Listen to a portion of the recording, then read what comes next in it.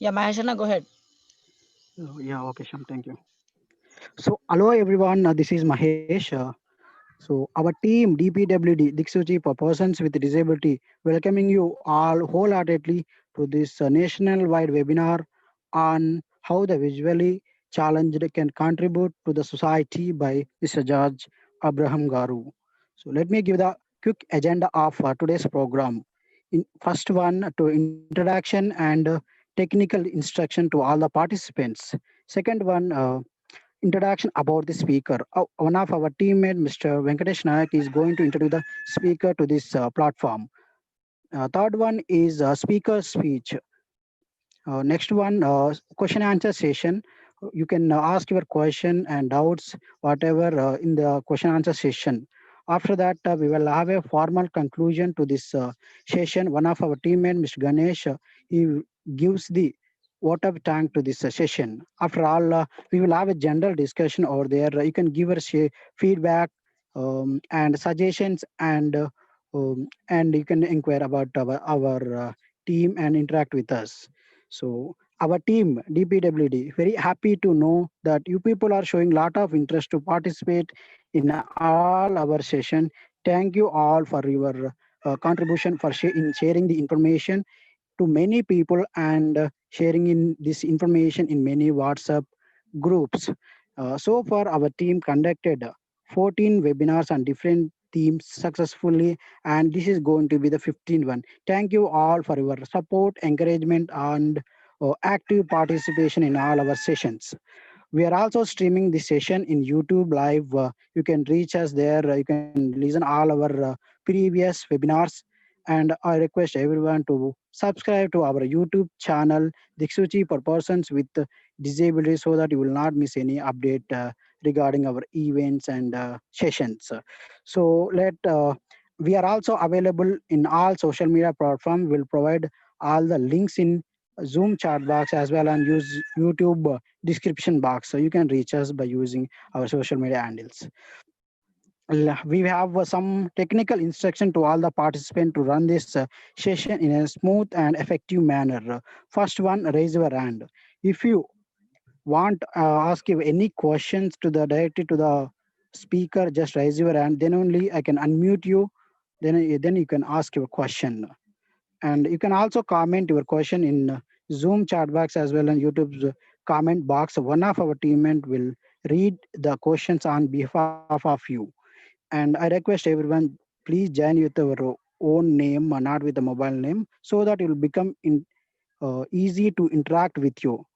And last one, I request everyone, please try to be in mute so that it will not create any disturbance in the session. So without any delay, now I request Mr. Venkatesh Nayak to give the brief introduction about the speaker. Uh, Venkatesh, over to you. Yeah, Thank you. thank you, Mahesh. Hi everyone, I am Venkatesh Nayak, behalf of DPWD. I am delighted to invite Mr. George Abraham for the webinar, who's been my inspiration since my school days. He himself visually impaired, and I know many of you know about George Abraham and Ive, especially Ive. So he runs a Score Foundation where he has a one-step solution as a Ive, where they provide all the solutions for visual impairment, and they give all the job alerts and everything on their WhatsApp and social media platforms. This is about the Score, and I'll comes to George Abraham, who is the person graduated from Saint Peter's from mathematics and upper research in a background from post graduation, who has been working with the disability community, especially in a visual impairment space, and who is a founder of World Blind Association. In 1990s, he is introduced cricket in India, where he has been served as a founder chairman for the Indian Blind Association in 1996, and he got received awards on behalf of Indian blind cricket team, and who has so many awards. It it will take much time to give you all the awards details. So for a reference, I'll tell you like Sanskrit awards and Saint Peter's alumni awards, and so many are there. So further do, I'll invite Mr. Jaj to interact with members. Yeah, thank you. So over to you.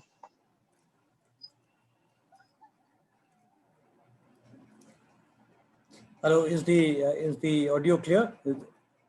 Yes, sir. Yes, please. You can hear me? Yes, sir. Okay. Good afternoon, ladies and gentlemen, and it is indeed a privilege that DPWD has given me this opportunity to speak with you, and I'm extra happy because um, this platform is probably the first platform which has said you can speak in English and not in bilingual or in any other language. So thank you very much, and it's good to see so many of you here, and there are quite a few familiar names on this list. Uh, so it's easy to speak about life. It's easy to give opinions, and it's easy to say things that people should be doing.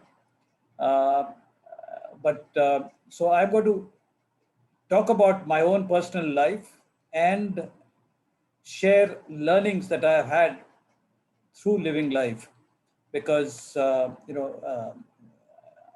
every each one of us on this platform today have our own experiences of life and have had the opportunity of interpreting uh, our experiences in the form of learnings.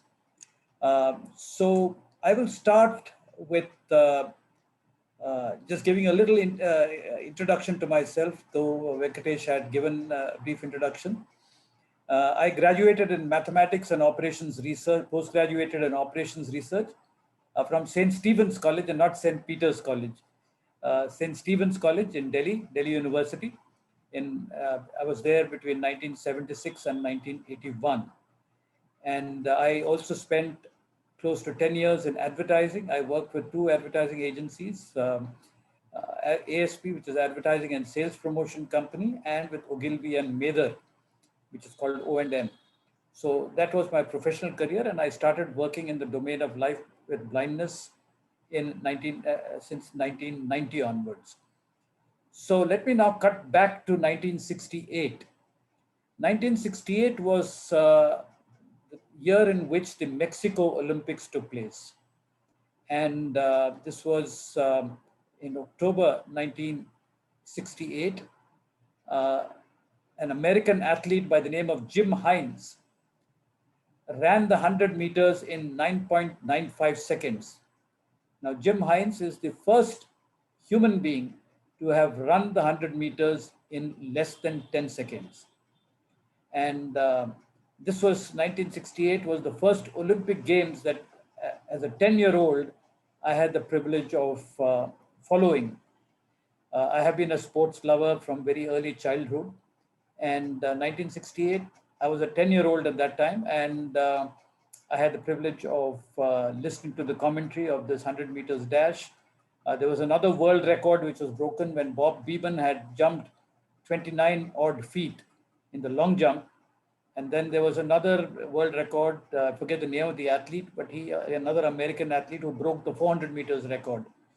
So it was a great Olympic Games, and I was fascinated by Jim Hines, who ran the 100 meters in 9.5 seconds. And it was around the time that my mother told me that um, there were several uncles in my family, that's her two brothers and some other relatives, who were also active in sports, and they were athletes. And she encouraged me to uh, start doing some kind of athletics.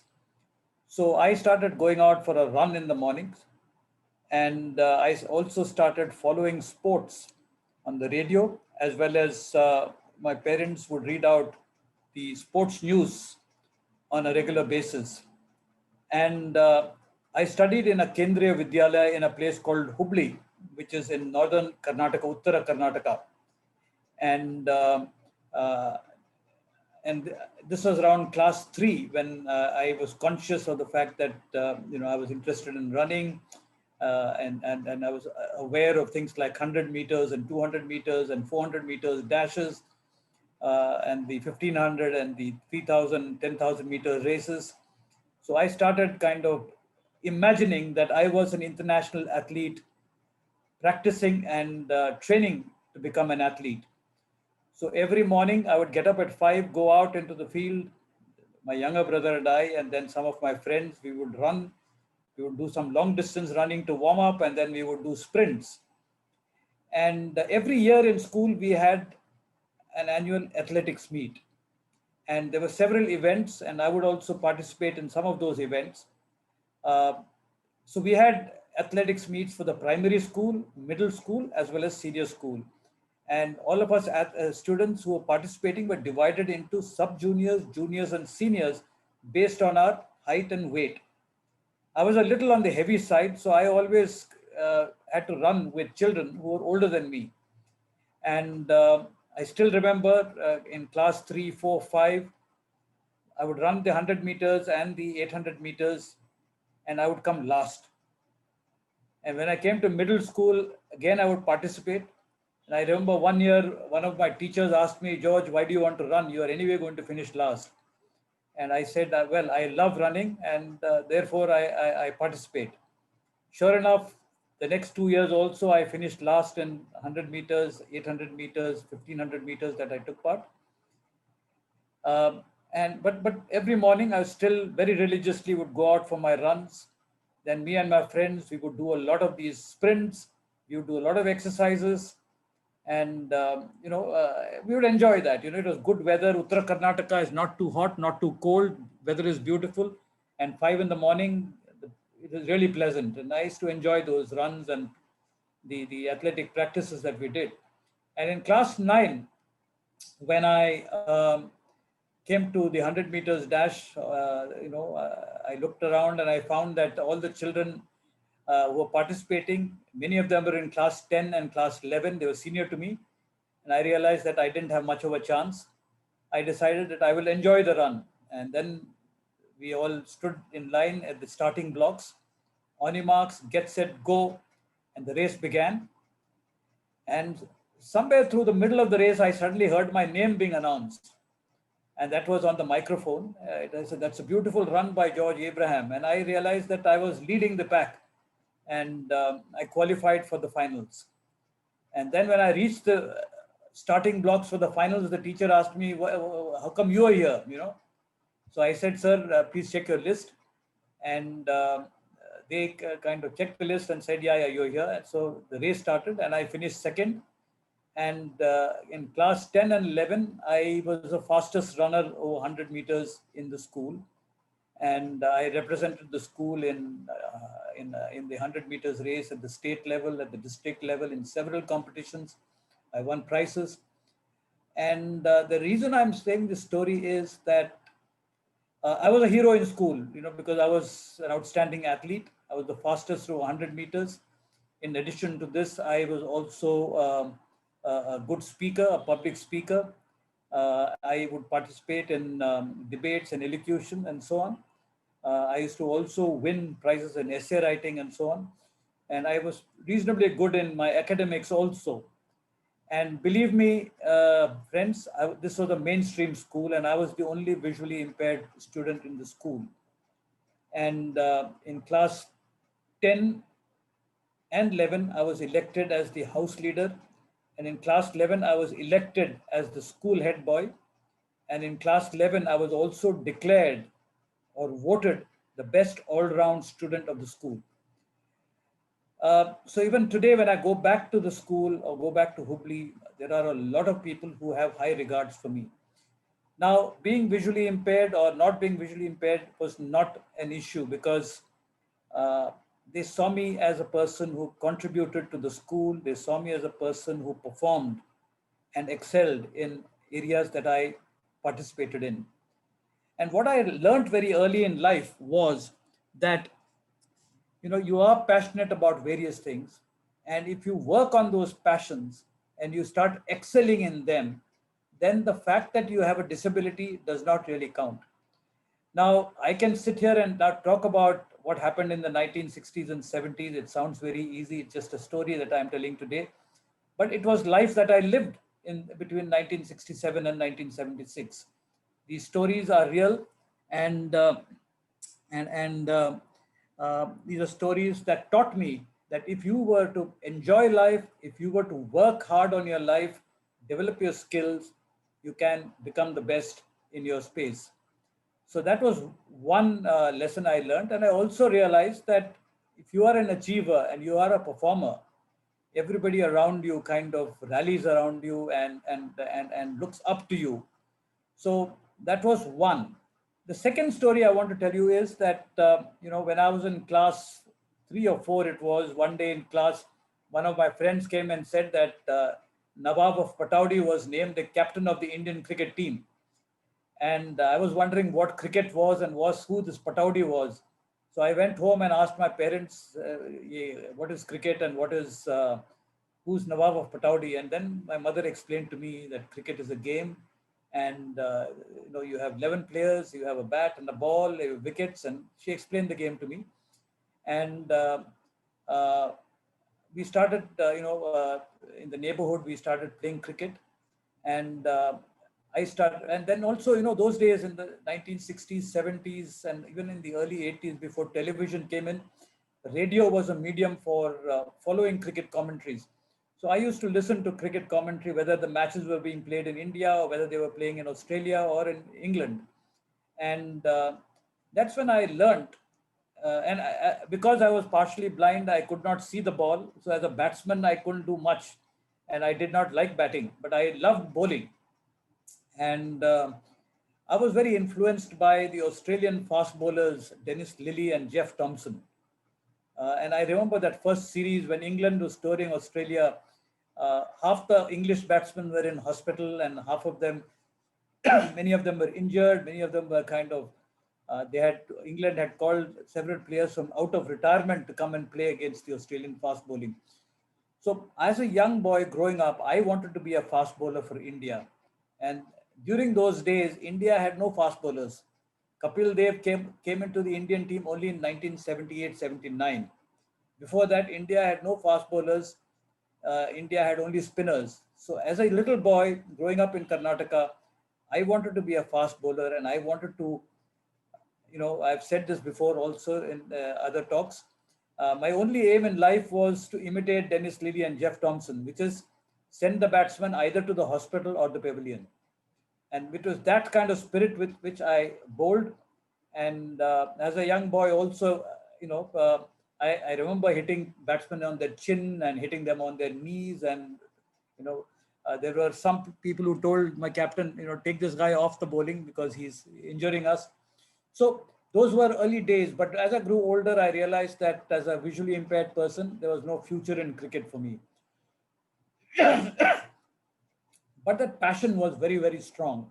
And even when I was in college, I would follow every test match, every cricket match that would happen. We would go to watch inter-college cricket matches in Delhi, and then follow cricket. And then in 1983, Kapil Dev's 11 won the World Cup, and that was a very exciting time. And in 1985, Sunil Gavaskar's Indian team won the World Championship of Cricket in Australia. And 1986, India beat England 2-0 in England. So these are all great, great, exciting moments for me as a youngster growing up in India. And in 1989, when I visited Dehradun for the first time, I had the privilege of seeing blind children playing cricket, and I decided to promote cricket for the blind because I was moved by the passion of the young blind children who were playing the game. I also realized that this game had the opportunity of, sports had a great influence on me. I learned a lot about life through sports. I learned about, the whole idea of setting targets, the idea of discipline, hard work, practice, achieving, dealing with disappointments, a lot of skills about life and about also dealing with other people. These are all skills that I learned on the playing field. And I realized that cricket could be a fantastic medium to teach life skills to young blind people. And I also realized that in a country like India, cricket can be promoted, and people could see a side of the blind which traditionally we don't imagine. We look at blind people, they say kala chashma wala, ya chadi pakadne wala, and you don't see blind people running around. You don't see them hitting the ball and taking catches. These are all very positive pictures that on the cricket field you see. And I felt it was a beautiful way of projecting a very positive image about blind people. And lastly, I realized that this game could be taken to the international level. So promoting cricket for the blind, all of you know that I organized the first national tournament in India, and then in 1998 organized the first World Cup. Now, through all this travel, I also had the opportunity of meeting a number of people across the country. And I met a young man in 1991 in Bangalore. This boy, he was a student at that point of time in Bombay University. He was blind, and he had come with the Bombay team to play in the national tournament in Bangalore. And we started talking.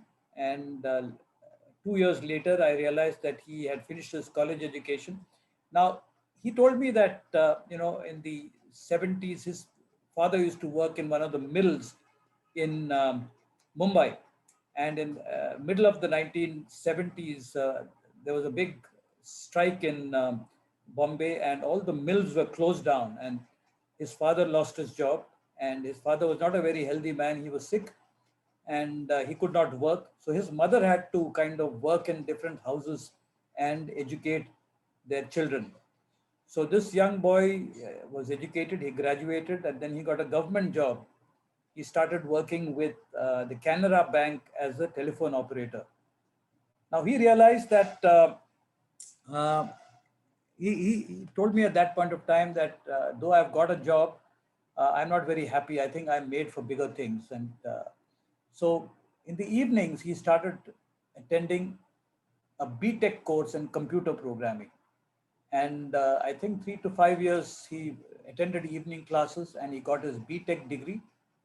And he left the government job and joined a private company as a software engineer. And then he worked there for a few years, and then he moved on from this company was called, I think, GTL India Limited. So he moved on from GTL India Limited to TCS. And he has been working in TCS for the last several years. He's a very senior person today. He's totally blind. He travels the world. He's got a team. He's a vice president over there. And alongside his passion for his software engineering, he had a passion for chess. And I've seen him as a youngster evolve, and his movement in life has been meteoric and inspiring. So he started the All India Chess Federation for the Blind, like I had set up the Cricket Association for the Blind in India. Similarly, he had set up the Chess Federation for the Blind in India, and he became an international master, and he became part of the International Braille Chess Federation. India, he was instrumental in India hosting the World Chess Championships in Goa a few years ago. And he also organized the International Chess Olympiad. So, and he's also created a lot of software for blind people to play chess. So he's an outstanding person, and he's an example.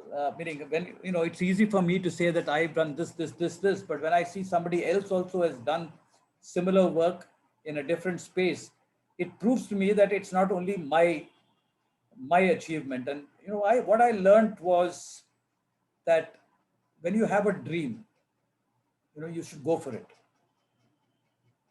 I had a dream when I saw these kids in Bangalore, in Dehradun playing cricket. I wanted to organize a World Cup, and I went after it. And life, it's today. 1998 was the World Cup. It was 22 years ago. But when I look back sitting here today, look back at that World Cup, that journey was fantastic. It was so, meaning there were so many difficulties, so many challenges, but it was a tremendous learning experience for me. And that's where I discovered the mantra of life. And in 1997, I had met a West Indian cricketer by the name of Conrad Hunt. And he articulated this mantra for me. He said that when he was young, he was born with a triple handicap. He was born black, he was born poor, not knowing who his parents were, and he grew up literally on the pavements of Bridgetown, Barbados in the West Indies. And he was introduced to cricket through sports, and he discovered what he called the mantra of life. And this is what I discovered when I was growing up through my 100 meters running days, my early cricket days, and during the 1990s. And this was the 5 Ds of life. And I would like to share this because I think it's a very powerful, potent force which can inspire and drive any young person to achieve what they want in life. He talked about having dreams. He talked about having a desire to fulfill that dream. And he also said that to achieve dreams and to fulfill your desire to achieve dreams, you need to have the discipline, you need to have the dedication, and you need to have the determination. And he called it the 5 Ds of life. The mantra of life is the 5 Ds: dream, desire, discipline, dedication, and determination. And I found discipline is probably the most difficult of these 5 Ds. But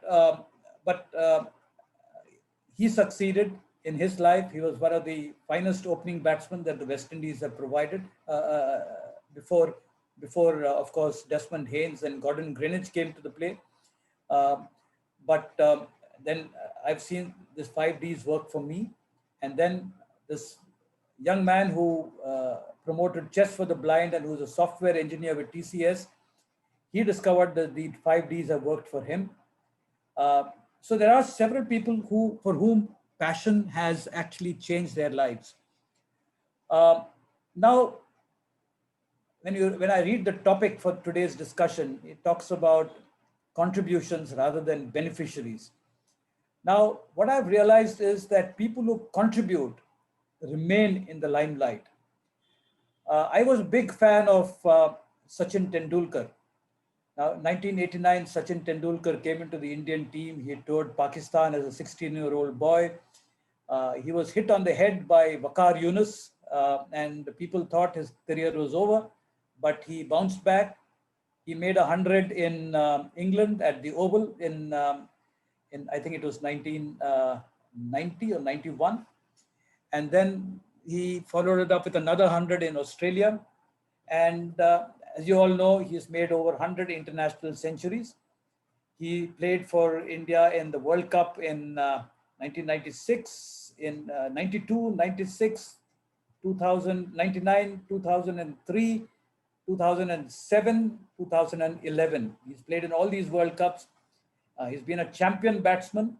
But in 2011, when his form started dropping and when he was struggling to get that 100th 100, people in the media started asking questions. Why is Tendulkar still playing for India?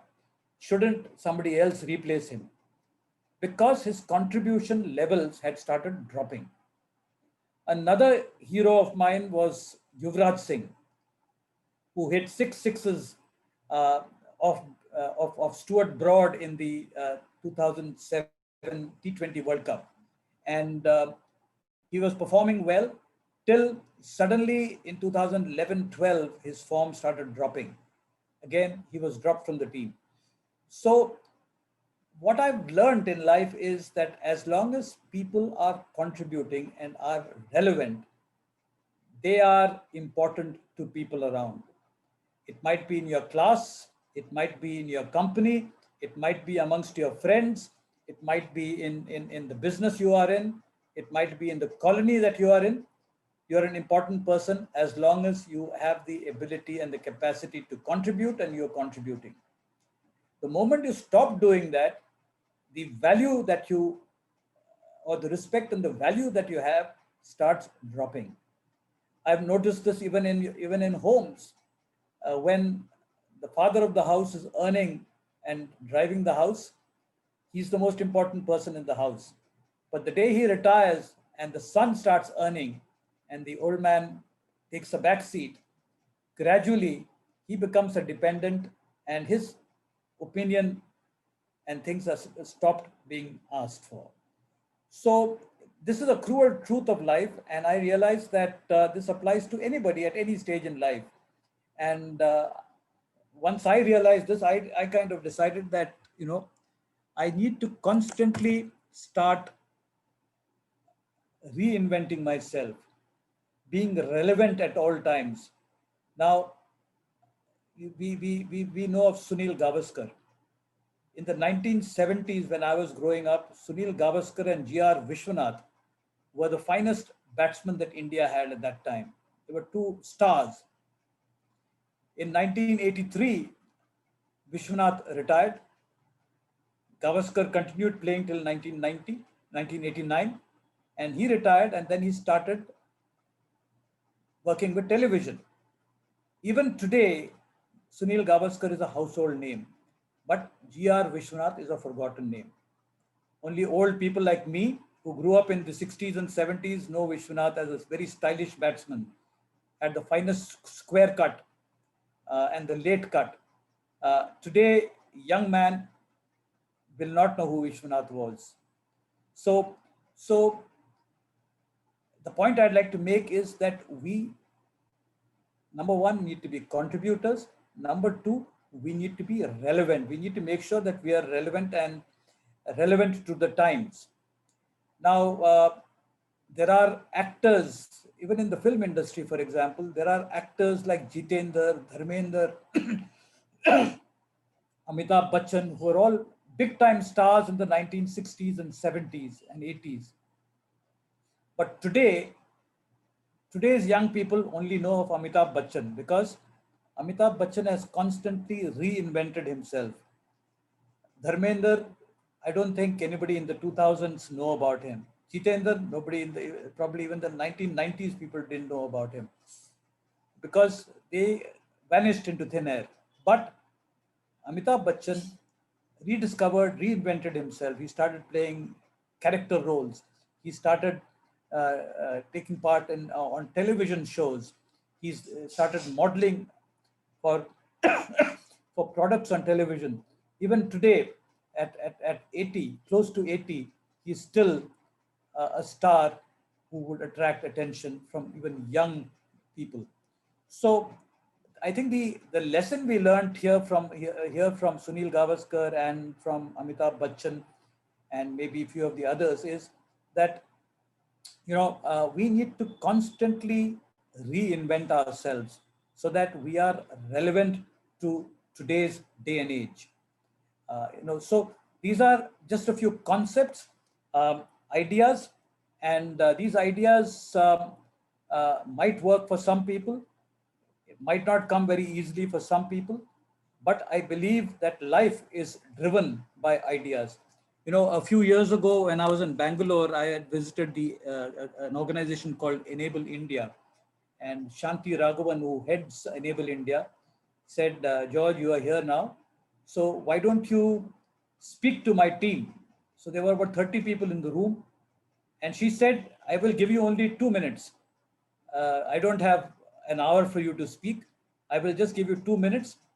Say what you have to say in 2 minutes.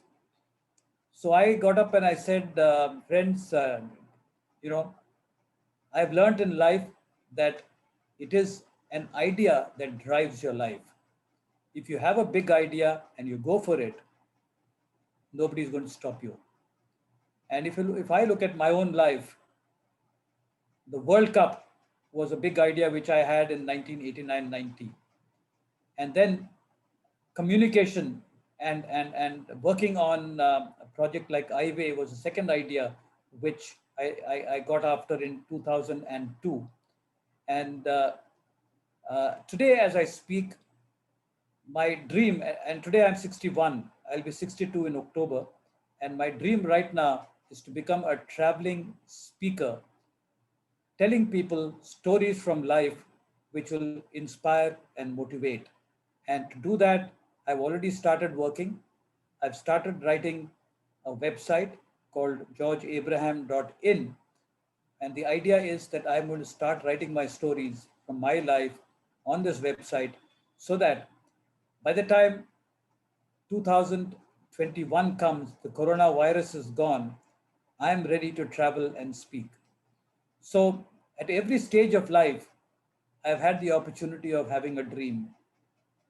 1981, 82, my dream was to join the advertising industry and make a career there. 1989, 90, my dream was to organize a World Cup. 2000, 2002, my dream was to set up something like Iway and create radio programs and a television show. I've done that. And now my dream is to actually write a book and travel the world and speak. And hopefully, God willing, that should happen. So I will stop at this point, and I think a lot of ground will be covered on in question answers. So maybe we'll open up for Q&A.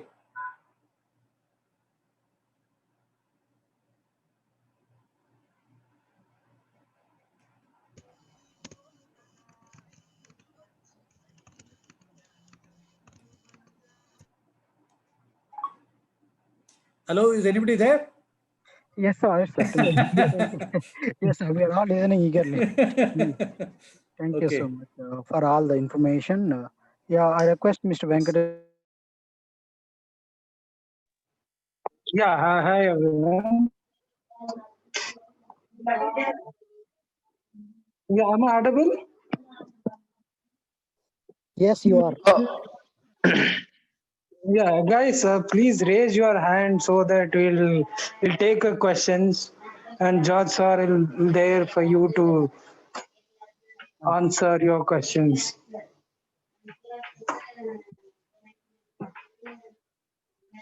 Yeah,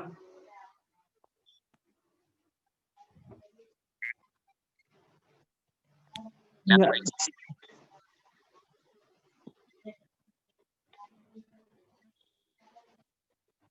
Sandeep Sandy, unmute yourself and speak.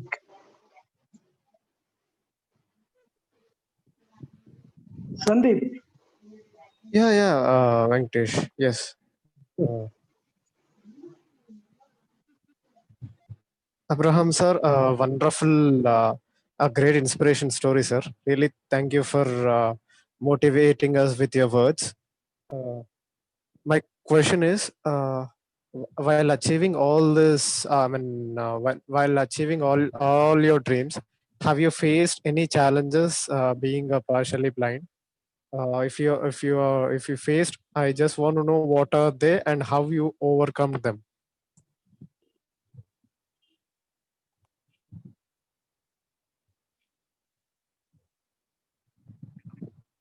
Hello,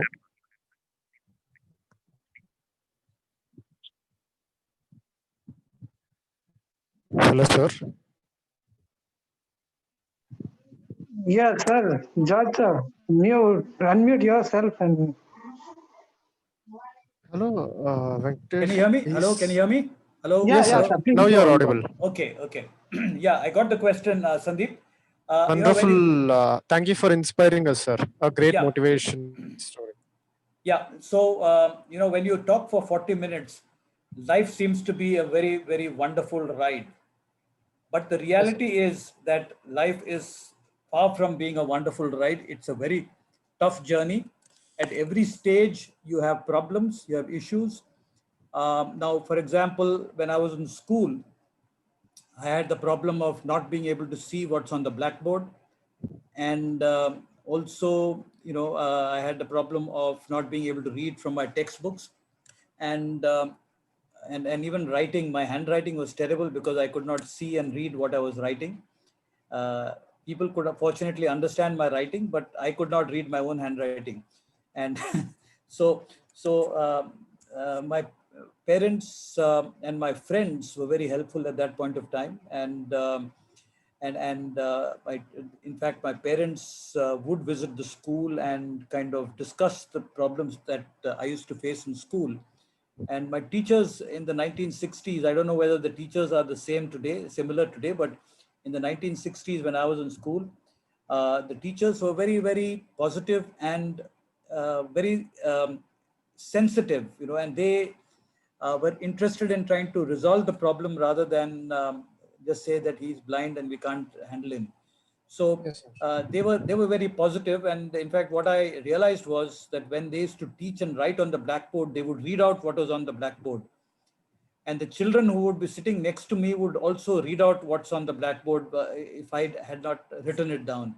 There were also other children who would actually lend me their class notes. There were some teachers who would actually write notes for me and bring it with them when they came to class. And then, of course, there were some children who used to live close to my house. We used to sit down together and do combined studies. So that Oh, was the early stages. In class 9, we had to make a choice. We had to make a choice whether we wanted to do science or mathematics. Sorry, science or humanities. I was the second last batch of the school that had only 11 classes in school. The batch after me was 10 plus 2. So in ninth standard, we had to make a choice. These days, people make their choice in 11th standard.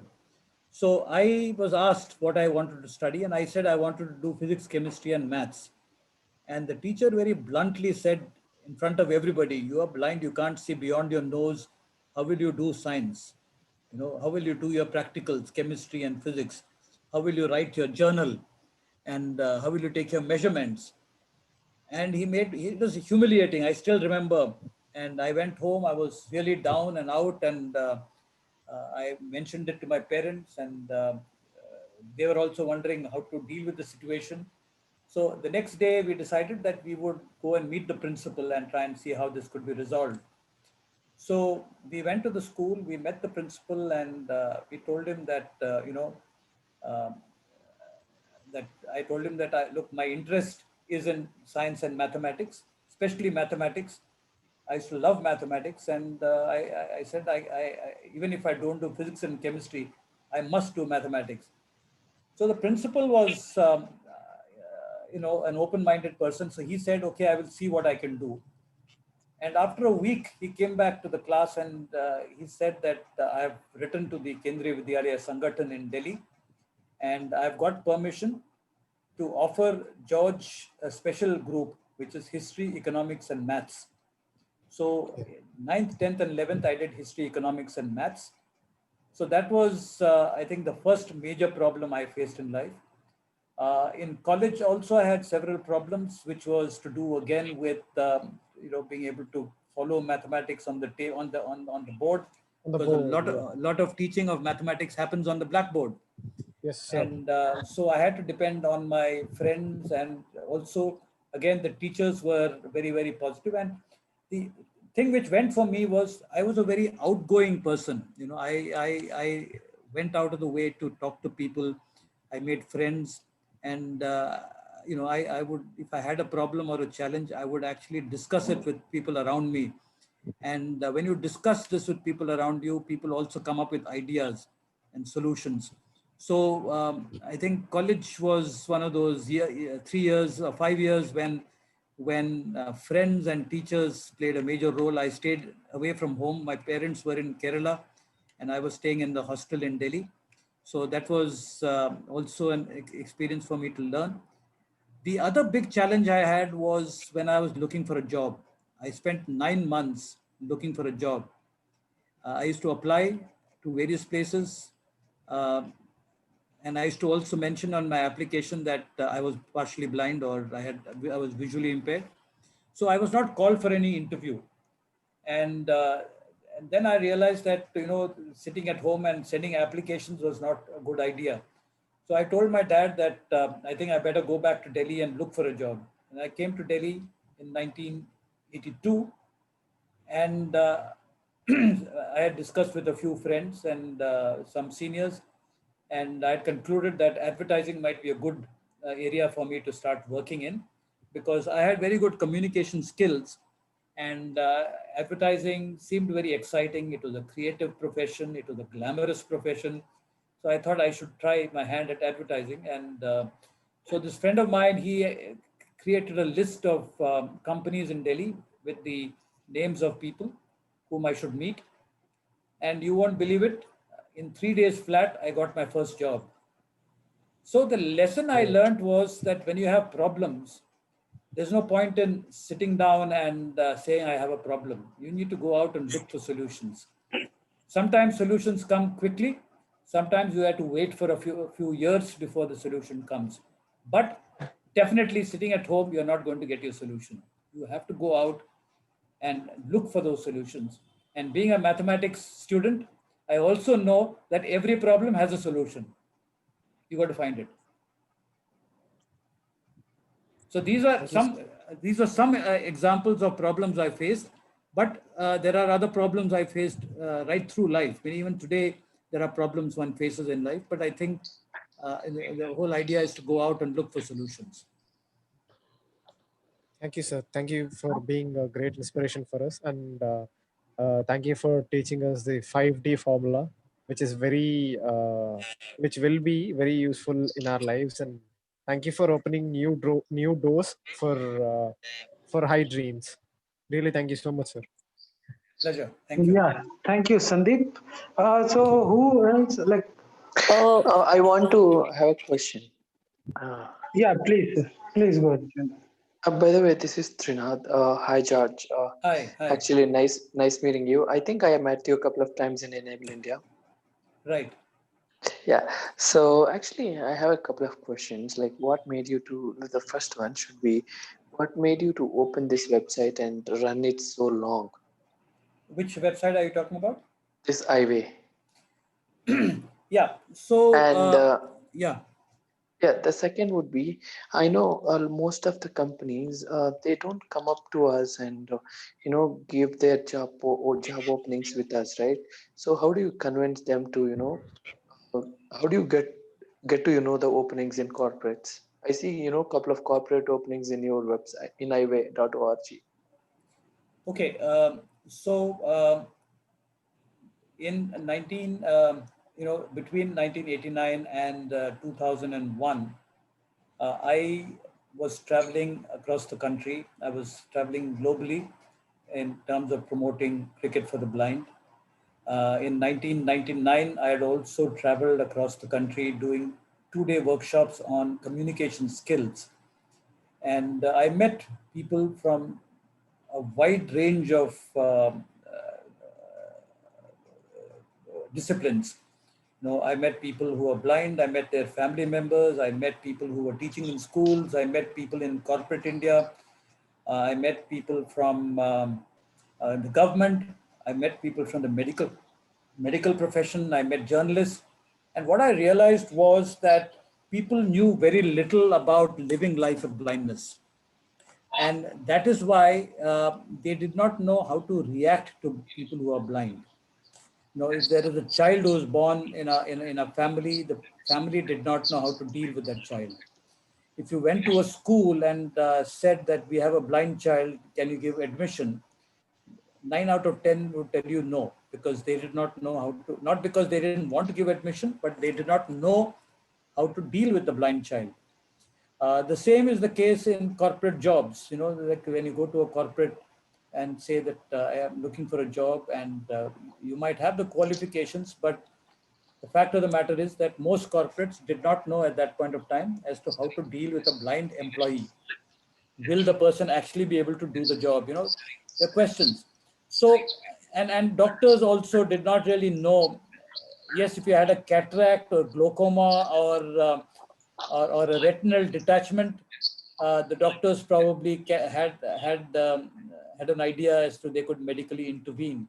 But when it was something like retinitis pigmentosa or macular degeneration or some kind of a genetic issue where there was no treatment available, uh, only thing they knew was there was no treatment available. And therefore, they would just say that there's nothing more I can do for you. And So given this kind of level of ignorance, I just felt that, somebody needs to get down to sharing information so that this ignorance is addressed. And that is why, that's what prompted me to start iWay. iWay is a knowledge resource on living life with blindness. So that's how the iWay website came into being. And then we also realized that just having a website is not good enough. And that's how we started producing the radio program, iWay Ye Hai Roshni Ka Karwan. And as I was telling somebody at the beginning of the program, beginning of today's session, that we have more than 300 radio programs which we did for All India Radio. We interviewed people, we talked about issues, we talked about laws, we talked about technology, we talked about opportunities. So the whole idea was to share information. We also started traveling and speaking to different groups of people about the potential and possibilities there are in life with blindness. In 2011-12, we also had the opportunity of producing the 13-part TV serial called Nazar Ya Nazariya, where we were able to show the possibilities and potential of people who are living life with blindness. And we talked about 13 different aspects that need to be addressed when it comes to including people with disability or people with blindness in the mainstream. So these were some of the reasons why I just felt it was important to start some and run something like iWay. Now, as regards the jobs are concerned, today, as you all know, government is probably the biggest employers of people with vision impairment. There is that 1% reservation. But as things stand today, I think that reservation will not be a very long, meaning my feeling is that the government of the day is now looking at more and more into contract employment, and which means that the traditional government jobs that were available for blind people is going to over time shrink. And uh, and the government, when it comes to contract jobs, is not bound by the 3% reservation. So people are looking at hiring consultants. They're looking at short-term contracts with professionals, and gradually you would find, and with technology coming in, even things like secretarial jobs and typist jobs, translation jobs, those jobs also are going to evaporate. So government, as which is the biggest employer of people with disability, over time might become a small time employer, and which means that corporate India needs to come into play. Now, again, corporate India also has a challenge because, as I mentioned earlier, most corporates do not believe that they can actually recruit people with disability because they don't see them as productive people.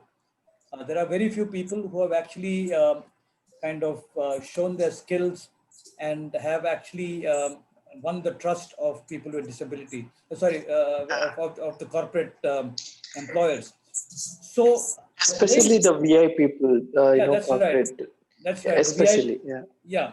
And the sad thing is that the quality of education that most VIs get do not make them employable. Yeah. That is a sad truth. And going forward, I think improving the quality of education for people with VI is very, very important. If VIs have to survive in the corporate or start getting employment in the corporate world, that's one. And the last thing I'd like to say is I think there is a big need to actually start looking at entrepreneurship opportunities, because entrepreneurship is something where VIs don't have to depend on other people for jobs. You can start your own business, and there are a number of VIs that I know who have started their own business and who are doing well. There is an example in Hyderabad itself where I think his name is Srikant. Intent. He runs his own packaging company. Likewise, there are people like there are a number of people I know who run things like the mobile recharge business, people who run cyber cafes, people who run shops, people who run. There are two, three people I know who run travel companies. There are people who run stores. So I think it's a question of training. It's a question of a mindset where people look at entrepreneurship as an opportunity going forward. It will not only provide an income avenue for visually impaired people, but it will also provide opportunities for giving other VIs jobs. So that's some area which I think we all need to look forward to. There is a lot of opportunities in content writing.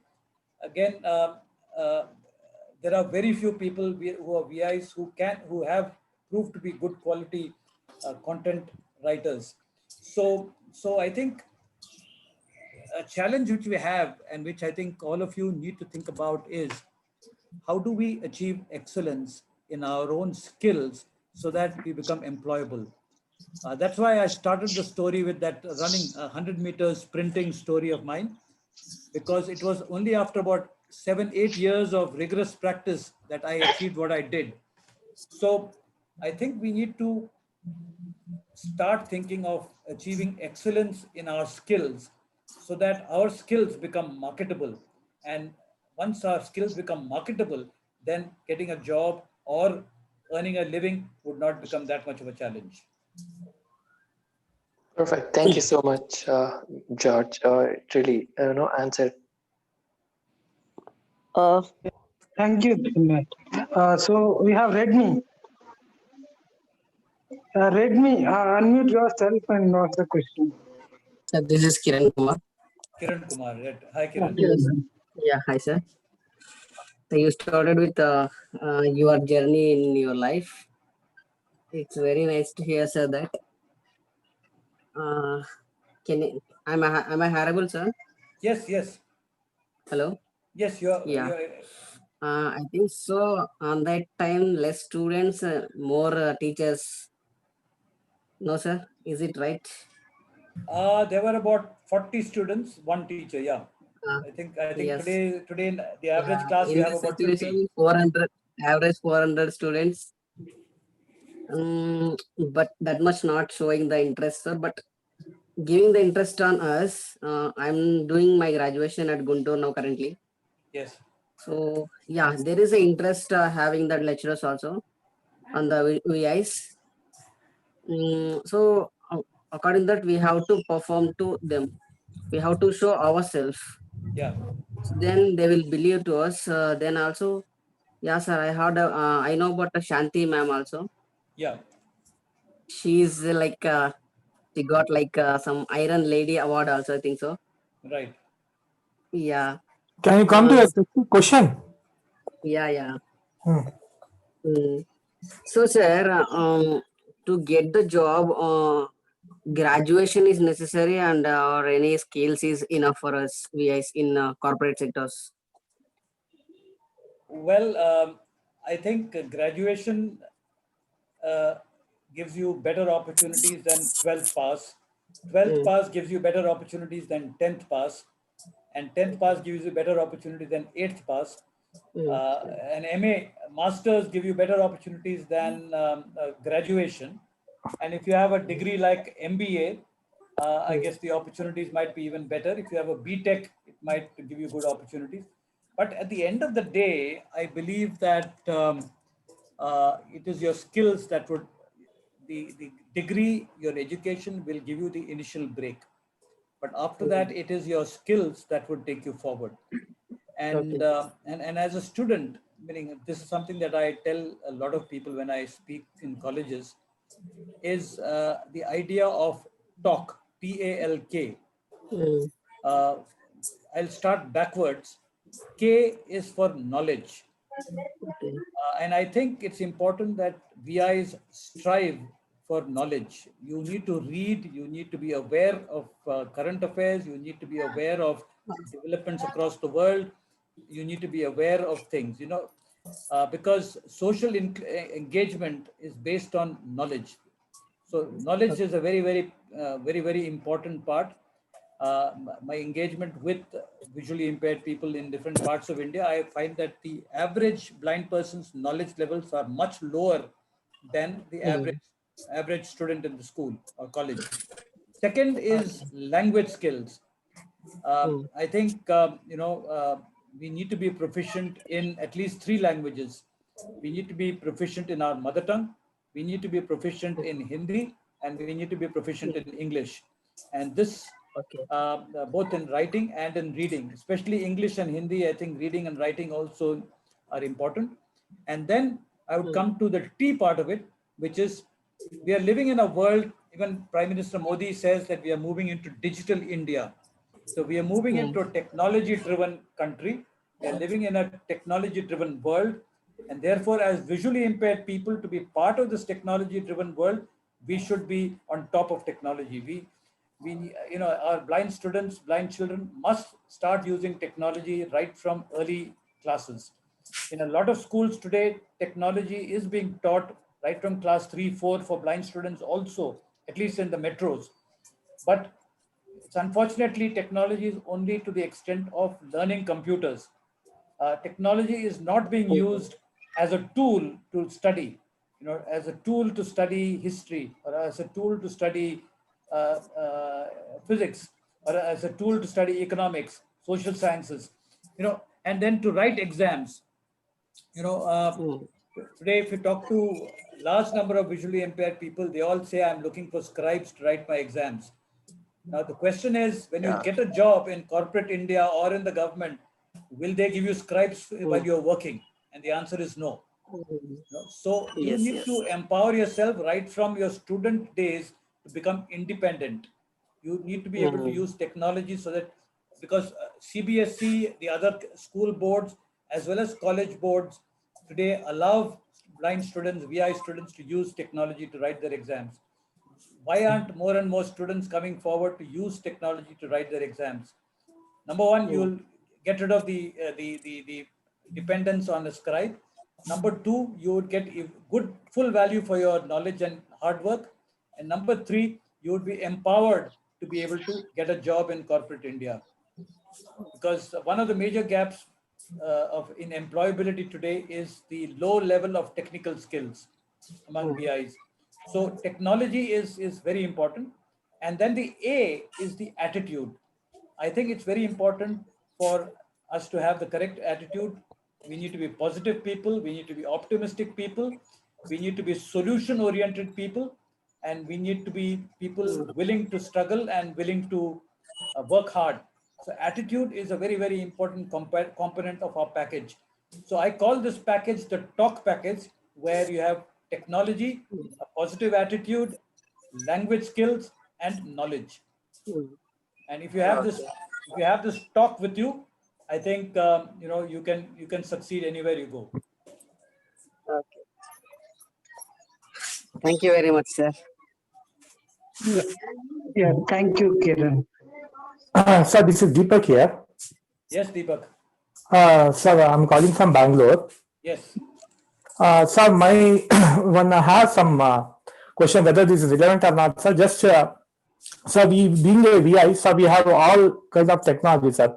But in a field of civil engineering, such architects and all, so we are unaware of that. How to see what kind of technology is available for the VIs if they want to have a civil and architect designs to how to see that. So, what is your opinion on that, sir? Uh, you know, Architecture and civil engineering are two professional areas where it is very visual, and there is a big need for visual appreciation.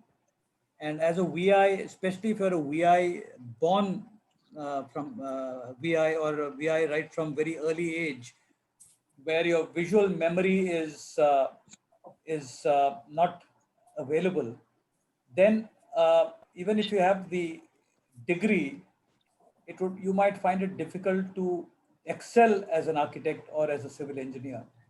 You might become a civil engineer, you might become an architect.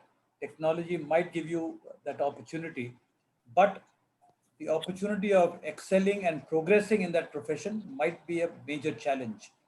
Um, though there are visually impaired people I know of at least two visually impaired people who are practicing architects. There's one in There is one in the Philippines, and then there's one in the UK that I know of. I don't know of anybody in India who's in this area of architecture or civil engineering. Um, but so I'm not very sure whether it is a profession which I would advocate for visually impaired people to get into. Um, because it's a very visual thing, and whatever you're doing, it will be manifested visually. You're designing a house, and whether you will be able to independently kind of create the full house to the satisfaction of a client might be a challenge. So technology that's available today will not permit you to go far as an architect, but then who knows about tomorrow? कल कुछ So भी हो not सकता है. so not about taking profession, sir, but generally, like my friends, my relatives and all, they go and see the home, they want to purchase flat and all.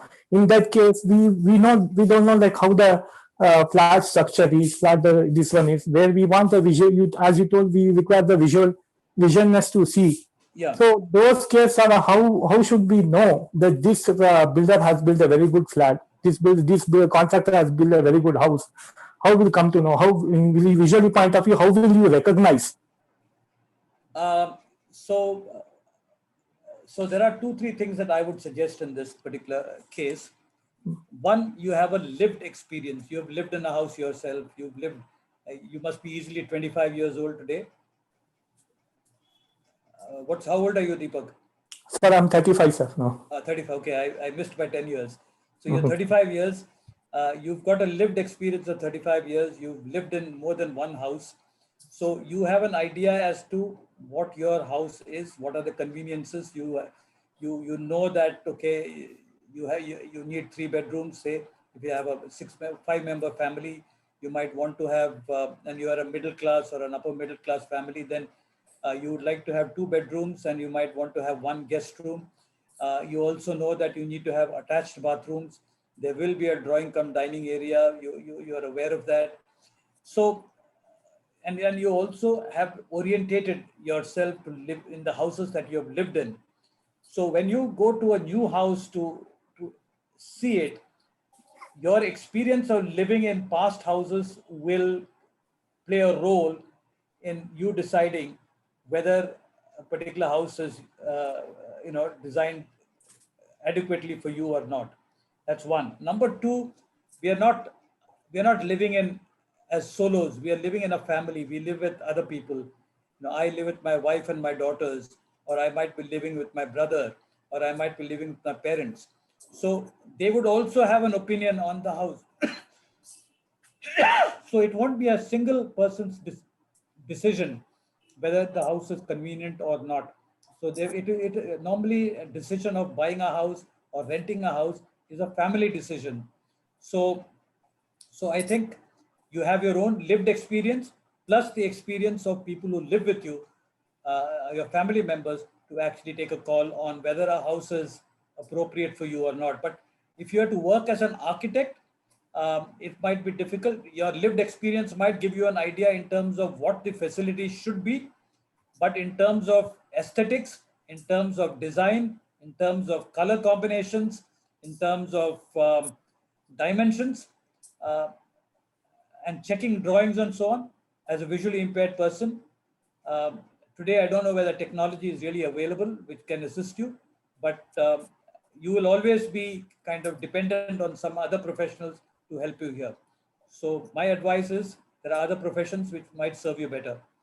But in terms of appreciating a house, I think it's your lived experience and the experiences of people who live around you that will help you appreciate a new house and help you make a decision.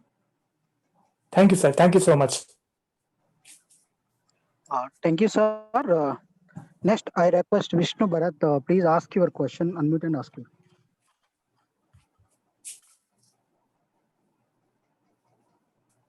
Good evening, Mr. Jha. Am I audible? Yes, good evening. Good evening. And hearty congratulations to you for all the achievements you have made, and you have really motivated. By thank God, I have sight, I have everything. And it so happened that on one midnight I had to drop a blind person to the hostel, and then I see that 50 people were there. Each one has his own extra this one with him. God, is so kind that when he has taken one crucial thing and given other things in abundance. So what I wanted to know is, having taken that hostel, and I want to see that all the 50 children excel in their life. Some are good in singing, some are, they have cricket team. They're partial blind, and this one, they make a team and they have won the championship. I just want to know how to motivate the others and see that whatever they aspire, they to come out in that, and how to motivate them. And when you come to Bangalore next, I'll be the first person to invite, see, take you and see, talk to my children and see how they can come up in the life. Thank you. Where in Bangalore are you located, Mr. Vishnu? It is Vinyasa Trust. It is in the JP Nagar. JP, JP Nagar. It's not exactly JP Nagar. After Maya Hospital, Yeah. in that this one it is there. It is Okay. either Jayanagar and JP Nagar in between. Right. This one is there. Yeah. Okay. Okay. So, so as I said earlier, I think among your students there is no shortage of aspiration, there is no shortage of dream. But I think what people need to kind of also take on board is the fact that excellence in the chosen field is very, very critical, and excellence can be achieved only through hard work and discipline. And that's an area where I think a lot of people, it's not just about blind people, it's also about the average Indian. The willingness to work hard is missing. Those who work hard succeed. And so aspirations is one aspect. I think discipline and so as a person who's in charge of these 50 youngsters, I think you need to kind of encourage them to work hard in their chosen field so that they reach a level of excellence. Now, a lot of people tell me that visually impaired people are very good in music. But if you look at the Indian scenario today, there are 5.4 million, according to the census of India, there are 5.4 million people who are blind. How many people do you see at the top in terms of music who are blind? If the myth, if the saying goes that blind people make for good musicians, we should have seen a lot more musicians at the top level. The top five singers of India, playback singers of India, say Bollywood, there's no blind person there. There is a Vijay Lakshmi who sings in Kerala film music. I think there is another lady in Kannada who sings. There are a couple of Carnatic musicians in Tamil Nadu who are very good, but they are very, very small numbers. If there are thousands of people who are learning music, where are they? Where are they today? So even if music is a skill that visually impaired people possess, I think where they miss out is probably the hard work, and of course, when you work hard, you also need opportunities. And then there are people like you, Vishnu, who can give them opportunities, who can create the opportunities for them. But I think the more basic thing is the willingness and the desire to work hard, the passion to reach the top, and then opportunities will be created if you give them a good guru after a certain level, and then the platforms for them to sing and excel. It's a very competitive area. We are living in a very competitive world, and being visually impaired uh, does start you off on a little bit of a disadvantage. And that's why my mother used to always tell me, if the average boy is working for 4 hours, you need to work for 8 hours. That was a very difficult truth for me to digest in the early days. But as I grew older, uh, I realized that it was true. If an average person was studying for 1 hour, I needed to study for 2 hours. I need to put that extra hours because at the end of the day, I'm responsible for myself. And I will be accepted in the society as a performer only if I can deliver quality. And to sustain it, I need to have that quality. And therefore, each of your 50 students in that hostel, to my mind, need to aspire to deliver quality and reach a standard where they are excellent and they are consistently delivering whatever they are experts in. So I think that would be the message that I would give you at this point of time. Now, how to search talents in them? I'm sorry? How to search talents in them? So as you said, some are music, I get introduced to music gurus there, and some are interested in cricket, some are interested in, reading and technology improvement, all that are there. But I want to really know what are the talents they Yeah, so I think you need to give them a little opportunity to do what they are doing. Teach them the cricket, teach them technology, teach them music, and after a certain point, if you need to evaluate the progress they are making, and you might not be qualified to evaluate that progress. You might want to call in experts to actually kind of evaluate the progress, and based on what the experts feel. There are some people who are very passionate about music but do not have the ear for music. Now, such people, it's pointless encouraging them to learn music. So the talent has to be commensurate with the passion, and that needs to be commensurate with the hard work work they put in, and that needs to be commensurate to the progress they make. And the progress they make is to be evaluated by a professional. In the case of music, you might want to call a guru to kind of come and listen. And if there are 15 people who are into music, the guru might pick up 2 3 people. So these 2 3 people, when they excel, they would inspire the others also to work harder. So I think it's a slow process, and you need external help from experts to kind of assess the extent of talent that these people might have. But it's important for you to be objective, because this talent needs to be able to compete with the world outside. We have a population of 1.3 billion in our country, and unemployment is a huge problem. It's not only a problem with blind people, it's a problem with everybody. So we have to be competitive, and we have to reach that standard where we are competing with the world. We cannot live on sympathy and opportunities created because of charity. So you have to insist on excellence, and you have to make sure that the standards are met, which will help them kind of sustain their professional involvement in whatever field they choose, whether it's music, whether it is technology, whether it is sport. Thank you, Josh. Yeah. Thank you, sir. Next, I request Mr. Murali Padmanabhan garu, please unmute yourself and ask the question. Hi, George. How are you? I'm good. Is this the Murali Padmanabhan I know? Yeah, very well. 25 years. We just know each other for the past 25 years. Right. George, fantastic. Sorry, I could join you just half an hour before. I have one thing out of curiosity. We have the technology advancing. People talk about accessibility, and every software is looking at the accessibility features. And how do you see the community, the visually impaired community, looking at the jobs at stake? Because we have been talking about the identified jobs. Now, with the advancement of technology, how do you see the community is going to respond to this? Are we still going to fight for the identified jobs, or we are going to adapt ourselves to the jobs? That's my question, George. Thank you. Yeah, Murli, are you still in Delhi, or you've moved out of Delhi? Yes.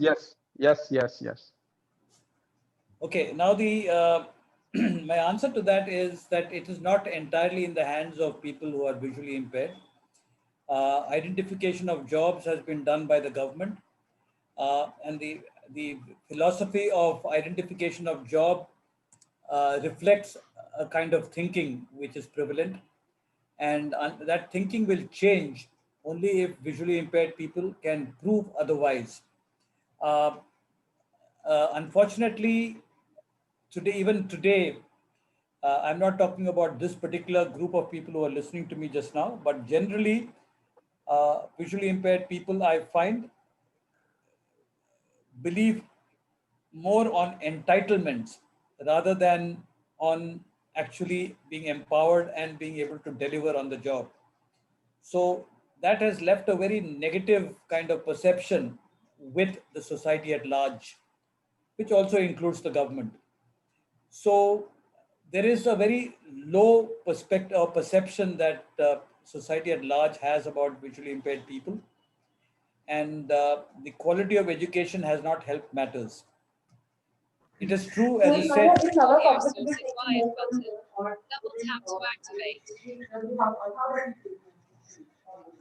It is true. It is true that. Checking for new messages. Can they mute the mics, please? Yeah, it is true that a lot of technology is available today. Screen readers, both on laptop as well as on phones. Uh, Artificial intelligence, machine language, various things are kind of apps are coming in. It is true, but uh, just having technology is not going to really solve the problem. It is also about having people of quality, and people of quality will be formed only when people are invested in their talents and potential are invested in right from childhood. You know, I've in 2014 I had started a skill development program, and I realized that employability skills cannot be trained in 6 months or in 1 year. Many of this is acquired over a lifetime. You know, I am what I am because I had that 11 plus 4 years of 5 years of education in quality institutes. So I think it's important for us to address the employability issue by going down to education. Technology will assist. Technology will raise the level of our classroom education. Uh, Technology will give us access to more information and knowledge.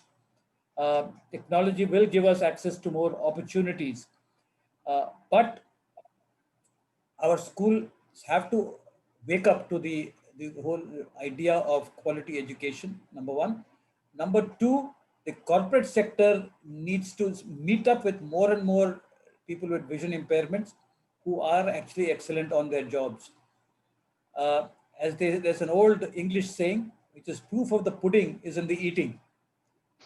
If the pudding is not sweet enough, people are not going to buy it. So there might be two people who are excellent on their jobs, but there might be 100 people who are no good at their jobs. And, and the two people are not going to make a difference there.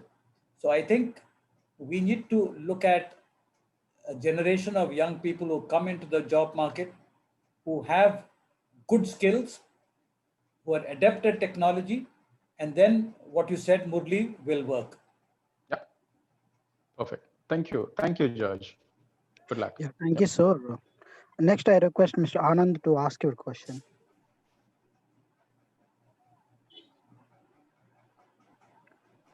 Yeah. Audio source is wired button. Hello, George sir. Double tap to activate. Yeah. Very basic question actually, but looking at your all the history and all the experiences, you have traveled so much within India, outside India, and that really gives me something that I must ask this question to you, because this is a major difficulty VIs face, that how to travel and commute and organize your things without any assistance. Or sir, how did you tackle this problem of traveling and commuting, or did you require any assistance, or did you manage it with with the technology or with some other experience, sir? Yeah, I think the question about traveling without assistance is not true. You travel with assistance, but I think the you don't carry your assistance with you. Uh, you generate assistance from where you are. So an important component of my travel is planning. So if I'm traveling to Mumbai for if I'm traveling to Mumbai for 3 days, I will think of everything that I will be doing from my home to the airport, from while I'm in Mumbai for 3 days, and my return journey. I will think of every single element of my activity and make sure that my vision impairment will not come in the way. So number one, I will either make sure that I have a cab or an Ola or an Uber booked in advance to get to the airport. Number two, when I buy my tickets, I will inform the airlines that I am visually impaired and that I will need assistance. All airlines have a provision for providing assistance, so they put it in the system. Then when I'm traveling, I give the airlines a call the day before and I tell them that I'm traveling on so and so flight and I will be coming to the airport at this time. So at that time, normally what they tell me is that they give me a number and said that when you start from your home, you give us a call. And when you arrive at the airport, give us a call and somebody will come and meet you at the car, or somebody will meet you at the gate. So that takes care of my trip to the airport and getting into the airport and checking in and so on. And then the airlines kind of make sure that you get to your seat in the aircraft. You know, somebody is there. And likewise, when I go to Bombay or Bangalore or Hyderabad or wherever, I make sure that local transportation is organized. Either people who have invited me or the work that I'm meetings that I'm going for, they would have arranged for transport, or I would have arranged for a cab in advance, so that there's nothing that I do I will be uncertain about. And I've done this even when I traveled recently to the US on a speaking tour. I had arranged for every little detail sitting in Delhi. I planned it out. So I think the operative word is to plan every minor detail of your trip. And when that happens, then you don't have to worry. Otherwise, half the time you're worried, how will I manage that? Or how will I manage something else? So that is one major uh, uh, tool that I use, planning. The second tool that I use is my own ability to communicate and ask for help. So, if there is a situation where, uh, the planning has not covered something, then I will ask, I will just say, look, I'm visually impaired. I need help from this point to this point. I'll end this answer with a small story. I had gone to Shillong for a meeting and there was a strike. So the cabs between Shillong and Guwahati were not functional on that particular day. So I went to the bus stop and got into a bus. So when I got into the bus, I told the driver that I was visually impaired. And I said, when we reach Guwahati at the airport, you will need to escort me to the airport. So he said, no problem. So I got into the bus and it is a 4-hour journey. And there was this lady who was sitting next to me who was going to receive her husband who was coming from Delhi. So we started talking, and by the time we reached Guwahati, we became friends. And so the bus driver came and said, "Sir, where is your suitcase? I will escort you to the." So this lady said that I am going to the airport, so I will escort him. So I just thanked him, and then I went with her. So she asked me the question, like, you are visually impaired and you are traveling alone. Don't you think somebody should be traveling with you all the time? So I said, my experience over the last 50 years is that wherever I go, there are nice people like you. You know, now you are helping me from the bus to the airport door. There'll be some other nice gentleman or lady who will escort me from the airport door to the check-in desk. There'll be another nice person who will escort me from the check-in desk to the security and into the departure lounge, and so on and so forth. And there'll be some other nice people in Delhi who will escort me. So the world still has a lot of nice people. All you need to do is to kind of ask. So it's about planning and it's about communication. So these are the two tools that I've used quite successfully in as I travel, whether it's by train or by aircraft. Yeah, very inspirational, sir. Very inspirational. Thank you. Gives a lot of clarity. Yeah. Thank you, sir. Next question is from Mr. Ganesh Reddy. So Ganesh, please unmute yourself and ask the question. Zoom. Yeah. Audio. Sir, actually, I have one small query actually. Yeah. When the people fights for their entitlement, how to make them convinced towards the empowerment? Which I mean that Lower half. actually, I believe jobs and employment and skill development is the thing which we need to fight for the empowerment. So it may be the entitlement instead of the money like pension and some schemes to market or not to fall into the hands of the political or anything. So how to make uh, convince them people towards empowerment? Please share some tips. Maybe useful to them. Yeah. Now, the thing is that a lot of these slogans that people like me use are more easily said through a microphone than actually lived. And that's why I said in the beginning also that today at 60, I can sit here and tell you a lot of things, but a lot of it might look difficult to actually live by. But I think we are talking about a cultural change rather than an individual change. I think it is a shift from the way we are all brought up into this world. When we go through school, the values of hard work, the values of skill acquirement, the values of learning language, gathering knowledge, acquiring technology knowledge, all these things need to be part of our growing up. Now, a lot of us, even the 30, 35, 40 people who are around the table just now, all of us have had different backgrounds and we've come up in different ways. So I think one formula doesn't exist. There are a lot of us who come from extremely poor background and therefore a pension is important. Otherwise, you don't survive. Um, there will be certain entitlements required because our education has been poor and therefore we need some kind of fillip or some kind of assistance to give us a kind of start. So in today's scenario, all these things that you mentioned are probably necessary, but they should not be permanent fixtures. We need to be shifting towards a program which is directed at empowerment, skill development, employability, and with growing up with an attitude where you are either wanting to do entrepreneurship or working for the government or working in a private sector. So so in an ideal world, I think empowerment is an easy concept to kind of implement, but in a world like what it is today in India, uh, you know it's an idea which needs to be kind of cultivated. And you're right, skill development is part of it.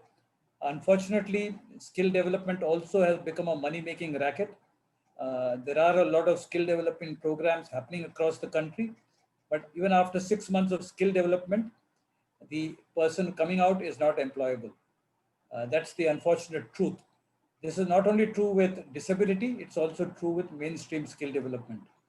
So, so there is the issue of corruption. There is because there is a new skill development ministry. There's a lot of money available. So there are a lot of people who have started skill development programs. And a friend of mine who went to make a film on skill development for the Skill Council told me that when you go with your camera, there'll be a lot of students. You know, it's like a political rally where people are brought in by trucks and so on. Even in the skill development program, you'll have people, students in the classroom, but the moment the camera leaves the premises, those people also have disappeared. So it's become a money making kind of thing. So as long as there is an honesty of purpose, there is a sincerity of nation building, a sincerity in terms of implementing these programs and ideas, I think even 25 years down the line, we will be having the same conversation. So, these are all ideas which need to be implemented with sincerity and with discipline. And I believe skills have to be there with young people. and skills can be developed through education. Skills can be developed through skill development programs. But the point is that it has to be done with seriousness and with commitment. So that's what is missing. Sir, for the knowledge purpose, please can you share us some of the previous entitlements which can be replaced with the recent empowerments? Because it may be somehow helpful to us to gain the knowledge and to drive. Yeah, I would think that reservation is something which I personally think today has become an entitlement, but it's become a kind of counterproductive because 80% of the people who get reserved jobs do not actually work. Now, the purpose of reservation is not simply giving somebody a job. It is also about changing mindsets. Because the government believes that blind people can work if they are given the opportunity. The idea of reservation is to give the blind person the opportunity.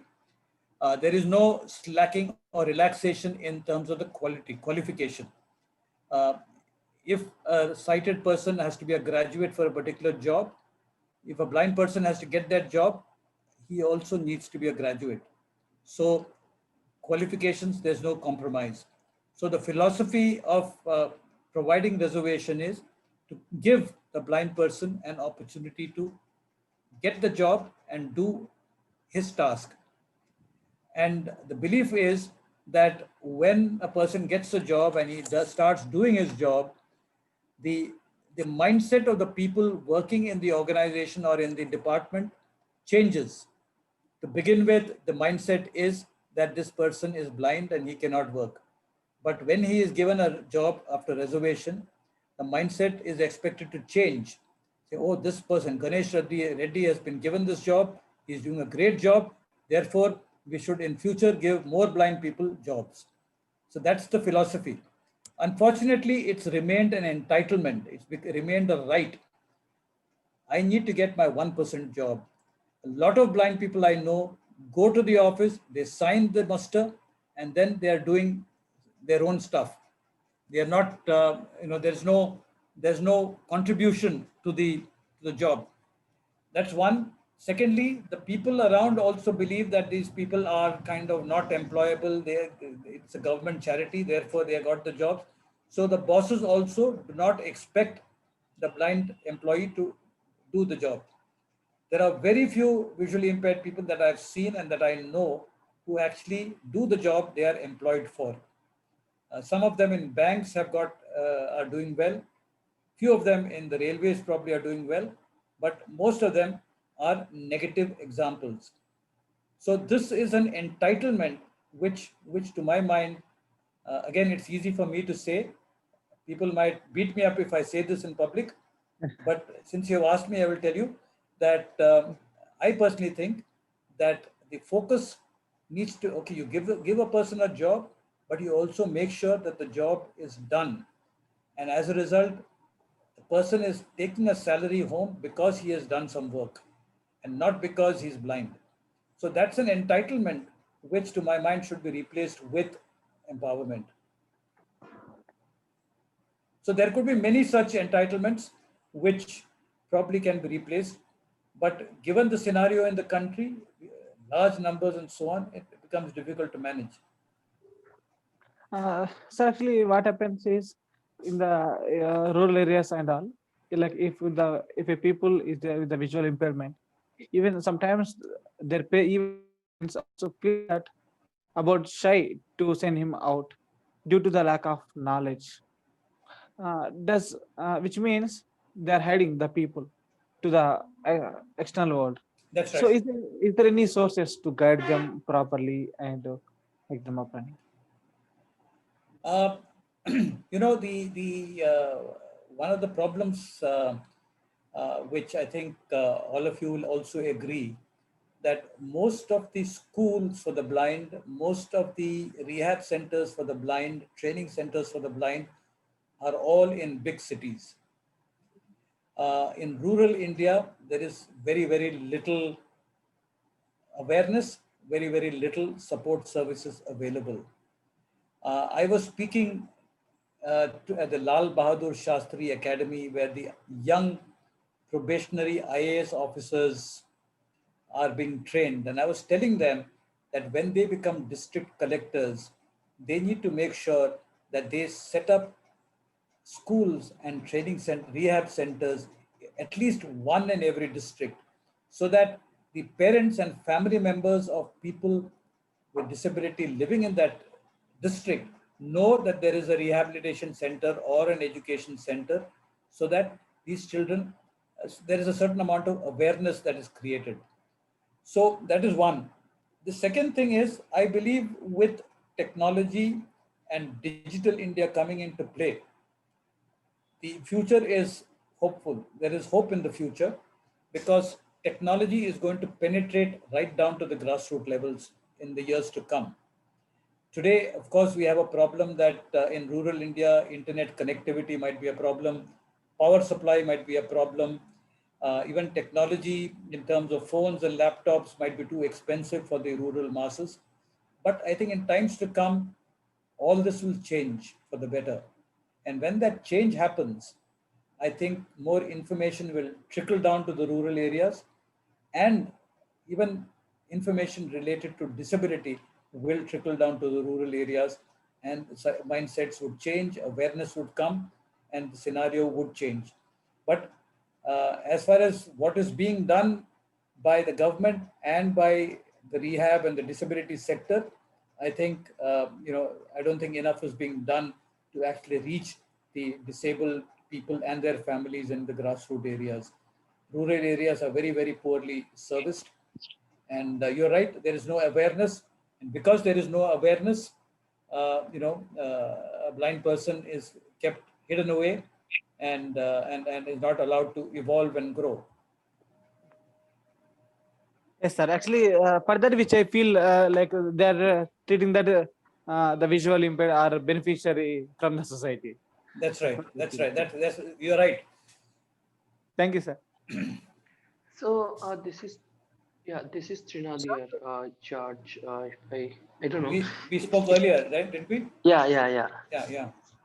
It's just a question. Like, providing employment for especially the visual impairment, one of the parts we already spoken.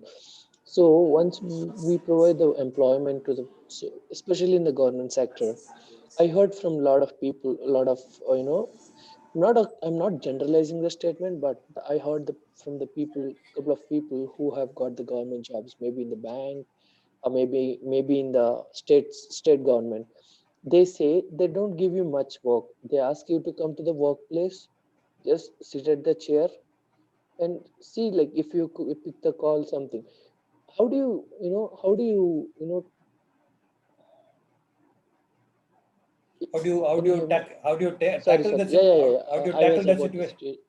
sorry, I'm so sorry, I was breaking. Yeah, how do you educate the employers, like not the government? How do you educate the maybe banks or maybe the state offices, where they will also should know the visually impaired can do the work with the assistive aids.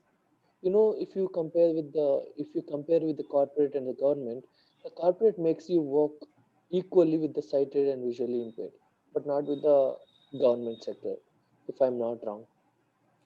Yeah, I think something that Enable India is doing in Bangalore, for example, where they do they do invest time in actually educating the employer, because you're right that in many cases the employers, especially in the government, either public sector or the state government or maybe even the central government, the assumption is that this is a reserved job and the person is not capable of doing the job which the job title demands.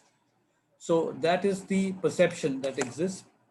I think the employee has a role to play, and I think even NGOs locally have a role to play. Uh, and I think that is a very Yeah, serious, that's a very serious issue, because progress will happen only when these people who have got jobs become contributors to the company or to the organization. Because once they become contributors, then there will be no opposition to reservation. And more people, in fact, the employer also will be interested in hiring more people because these people are kind of value for money. Unfortunately, either the employee prefers to do nothing, or the employer thinks that the person cannot do anything, therefore does not give them any job. Both cases, the blind community suffers because you're perpetuating a stereotype perception that already exists. So what is the role Yeah, of thank you. employee? Sorry, Yeah, so the one NGO, last thing. What is the yeah, the employee employee, to play a role in this thing? I How think do the they employee, convince the manager or something?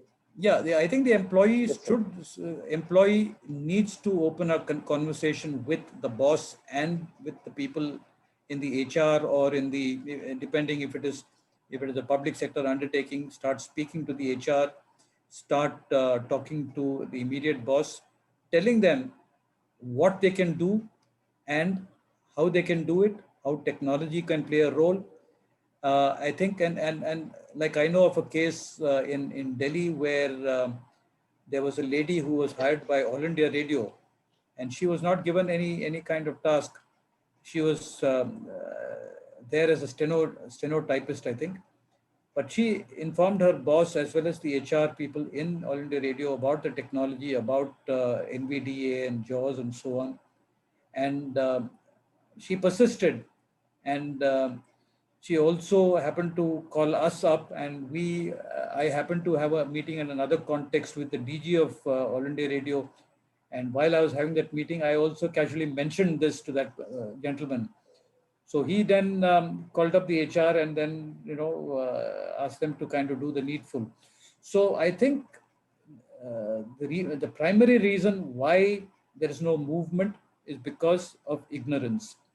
And the ignorance can be removed when the employee starts a conversation with the employer, and if there are NGOs in the city, in the town, who can also kind of engage with the employer to actually educate them and create the awareness and provide access to the technology.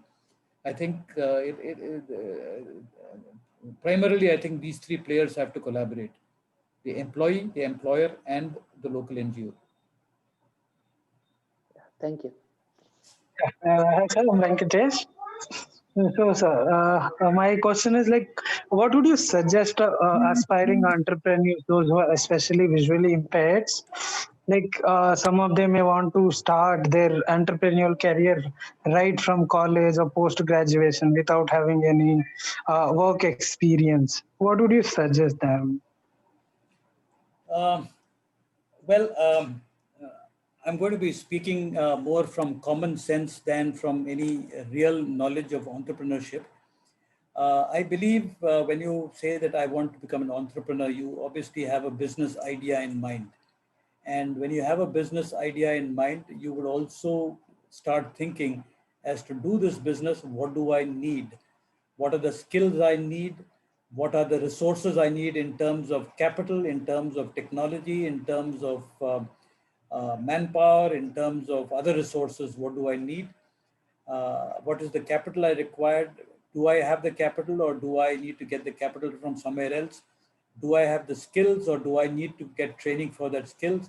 So the first steps would be to read, do research, and gather as much information as possible on that entrepreneurial idea.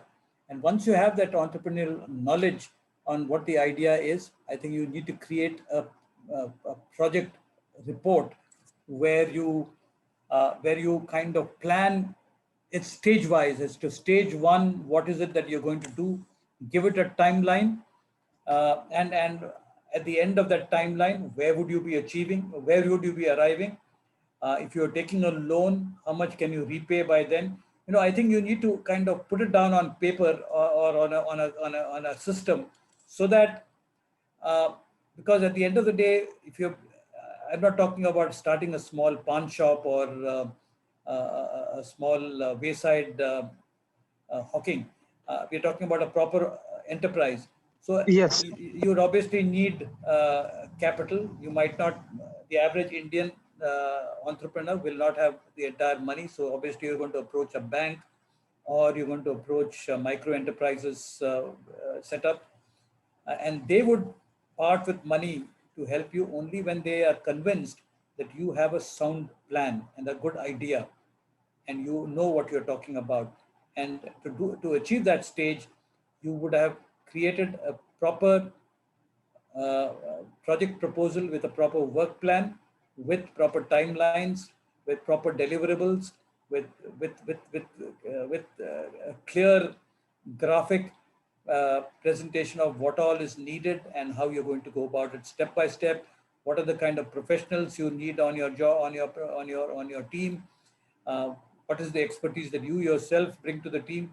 So all these things need to be put through in a kind of a logical framework, so that the bank or the micro enterprise setup, or consultants who are going to work with you, they are also very clear that this guy knows what he's doing. So you start off with an idea, then you break that idea in the form of a project proposal, where you kind of define what the four components in terms of land, labor, capital, and organization is required, and then you fit it into a time plan, and I think you're ready to go. So very often, most of the people that we are working with and that we are talking with might not necessarily have this capacity. They might just have an idea. In such situations, I think I would advise them to speak to people who can help them kind of put this entire idea down on paper, so that the plan gets a concrete shape.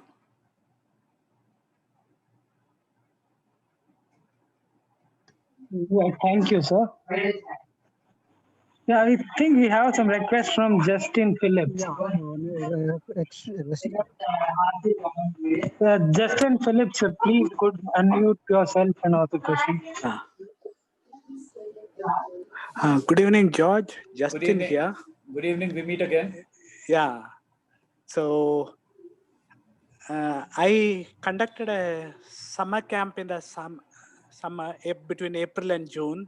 Yes. Teaching English, spoken English freely. Yes. So I would like to also expand it to writing,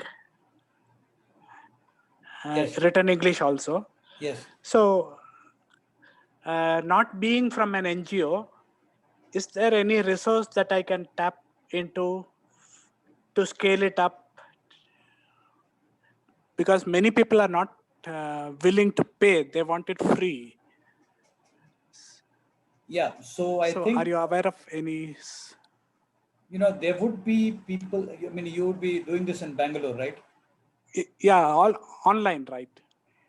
Yeah, so I think you might want to kind of, these people are not readily kind of listed anywhere, but you might want to kind of probably put it out on Facebook or one of these social media channels, saying that you're looking at people who might want to kind of look at being part of courses where you are teaching visually impaired people written English. And I think for this kind of a thing, because you're not looking for a long-term association, you're looking for maybe a 3-month or 6-month kind of program, right? Yeah. Or maybe even a 1-month program. So there will be a number of people who are available, who would be willing to give you maybe 2 hours a day, 3 days a week kind of thing. And that should be good enough kind of resource to start with. And if you have 4 or 5 such resources, then you can spread them across your different programs. And so, like Subramani might be one person you might want to talk this out with. You know Subramani, right? Yeah, L. Subramani, I know. Yeah, you might like to talk with him and see if he has any ideas. I believe he himself might be willing to invest some time on this. Yeah.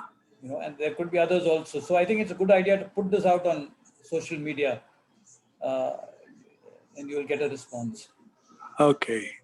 Thank you. Yeah, thank you, sir. So we end up all the questions. Just one question is left with in the chat box. So Trisha, she is asking that how a visually impaired can solve algebraic expressions and analyze solutions in mathematics. This is the questions from Trisha.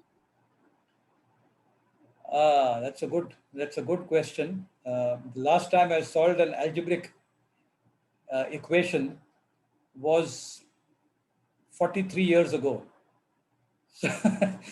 So I think there are kind of softwares also available today which enables visually impaired people to deal with algebraic equations. There are young visually impaired people today. There are people like Karthik Sahani. There are people like uh, there are a couple of people who have studied in triple IT in Hyderabad, in Delhi, in Bangalore, who have taken up mathematics. Then there was also one person I met who had taken up mathematics in graduation at Ashoka University. There is a lady whom I met in Mehrun Khan, uh, who is doing a postgraduate degree in mathematics at IIT Delhi. These are people who probably are better equipped to answer this question. Um, Now, the way a totally blind person will approach this and a way a partially blind person will approach this would be different. I was partially blind when I did mathematics. So when I held the paper very close to my eyes, I could, and if I wrote with high contrast, black ink and on white paper, I could read the equations. And so it is one, a sight problem, and two, an understanding the concept program issue. And if you can see the equations on paper with high contrast writing, I think the sight issue is solved. It's only a question of the teacher kind of being able to explain it to you. But in the case of a totally blind person, I think the approach would be different, and I don't think I will be able to explain that because I haven't been through that experience. And I don't want to second guess that. But this lady in IIT Delhi, if you're interested, I can connect you with her so that you can exchange notes.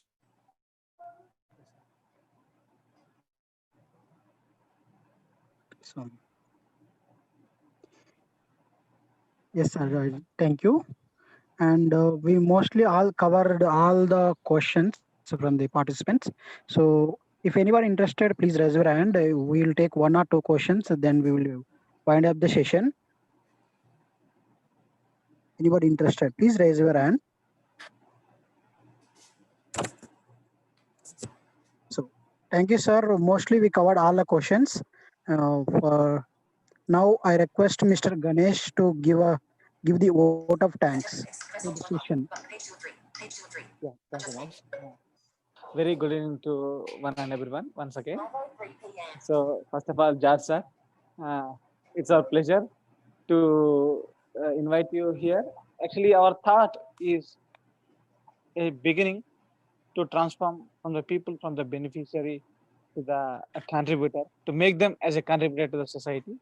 So though it is a 2 hours session, it gives us, it gave us the knowledge a lot.